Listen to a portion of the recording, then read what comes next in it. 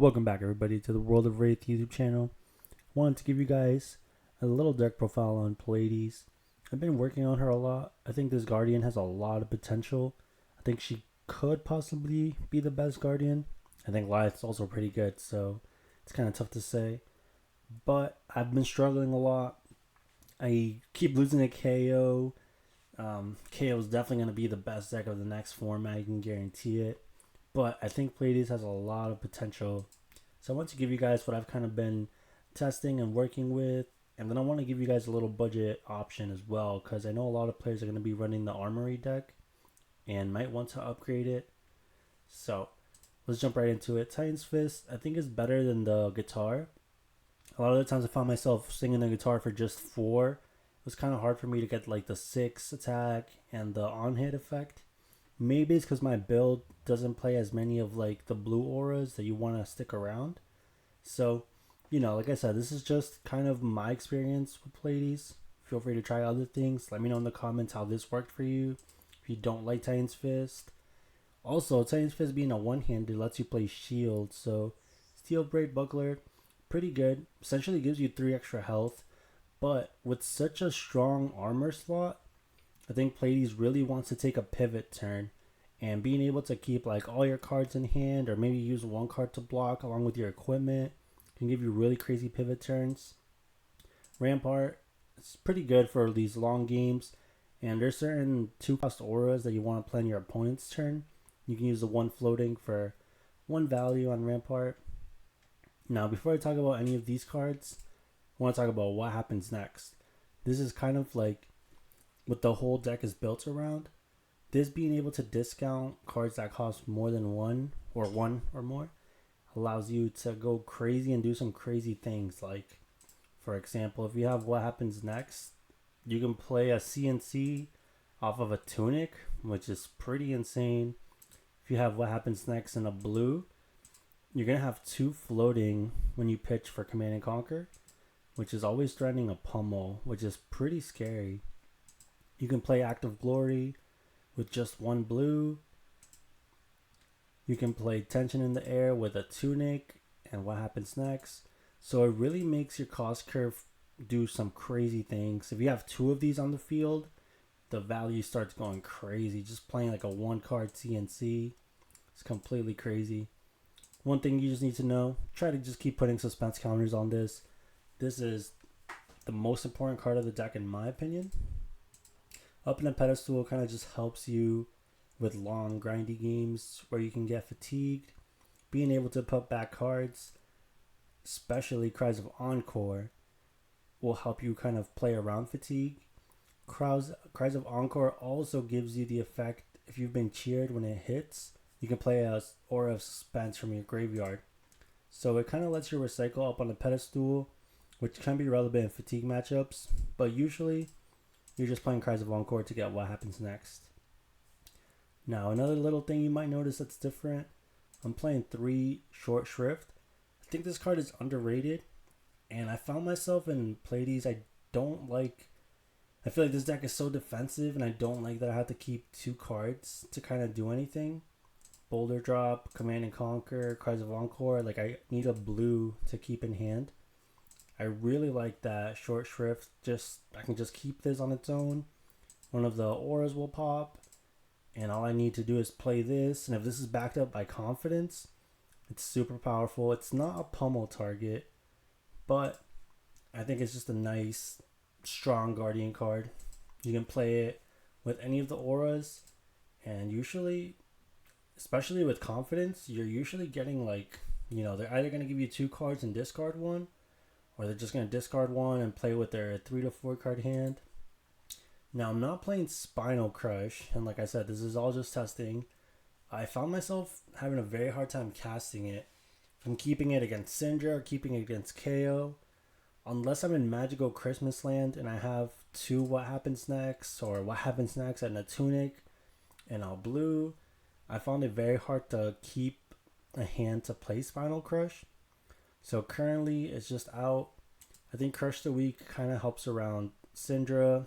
This is another, you just need 2 cards, Crush the Week and a blue. But if you like Spinal Crush, definitely feel free to put it back in. Let me know in the comments. Or you're cooked. Why would you take out Spinal Crush? Cries of Encore, already kind of talked about it. This is one of the few ways you have to get cheered. In the palm of your hand is such a powerful card. I wasn't playing this correctly at first. I was kind of just playing it to draw, but I found myself being not able to convert the cards that would draw me into. So as I played the deck more, you kind of want to play this and, let it stick around for a turn, maybe move a suspense counter to what happens next. But if your opponent's doing a crazy turn and this has one suspense counter on it, I love using Playtesting's ability to just remove the suspense counter. You get a draw. Now you have like a 5-card hand to defend their crazy turns. So this card is very useful, and it's just a Guardian card, so definitely interested to see if other Guardians will play in the future. Dig In can be very interesting. Sometimes it's just a blue block 3, but it can let some of your blues that block 2 turn into 3 values. So what happens next? Up on a pedestal. And Turning Point, sometimes you won't have less life, so sometimes it's just a 2 block. Being able to turn it into toughness can happen occasionally. It's something to be on the lookout for. Sometimes you can either throw a hammer for 3 or set up and make 3 more toughness. And I think sometimes the toughness is better value than swinging a hammer for 3. Besides that, blues are pretty standard. Imposing Visage is essentially just 3 extra copies of what happens next. The sooner you can get going with this and just let this accrued value over time, you're going to be in a pretty good spot. The inventory, nothing crazy. Some D-Reacts, no Rune Boots for the Arcane matchup. Not really Wizards, more just the Runeblade matchup. And then Thespian Charm. I find myself cutting and putting this a lot, like cutting it, adding it back in. I think it has a lot of potential. It's a no block, so it kind of leaves in like a lot of the aggressive matchups.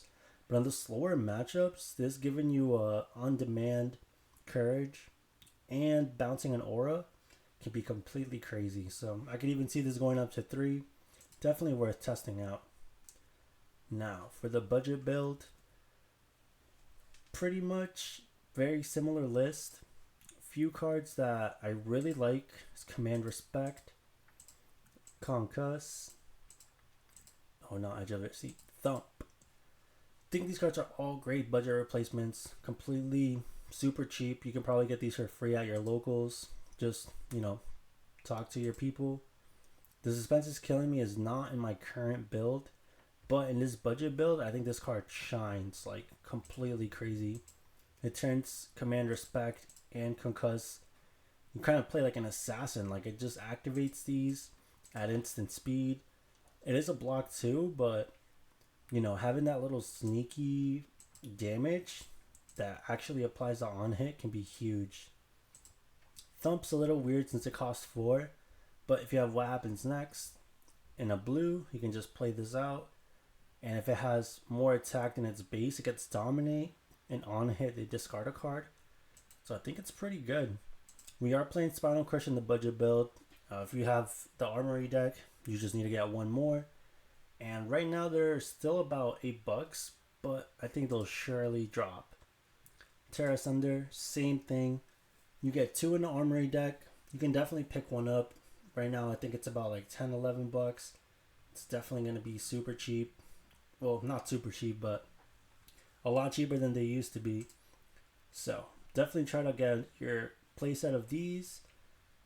Command Respect and Concuss, super cheap from heavy hitters. Thump, Tales of Aria, super cheap. There's probably a ton of bulk out there, so I wouldn't worry too much about that. Titan's Fist is literally a token, so definitely get yourself that. Steel Braid Buckler, like 50 cents.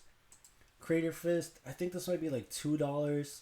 The Armory deck arms are pretty good. They do block 3 if you remove a suspense counter. But Crater Fist, being able to block 2 and then block 1, I really like those numbers. Like the 1 value along with like another 2 block can give you 3. And a lot of times blocking like 6 or even blocking 7. Like if you have 1 counter on this, blocks 1 and then 2 cards from your hand, can give you a ton of value. Virtuous Bodies, I'm not a crazy fan of. If you can upgrade your chest piece, I would definitely recommend getting your chest piece. I put in the maybe slot what I think you should work towards getting. I know everybody's budget is different. Tunic is so strong in this deck, but of course, I think first you'd kind of want to get the staple decks, the staple cards for this deck, like in the palm of your hand, Cries of Encore, Imposing Visage, Command and Conquer, pretty hefty price, but it's great in many Guardian decks.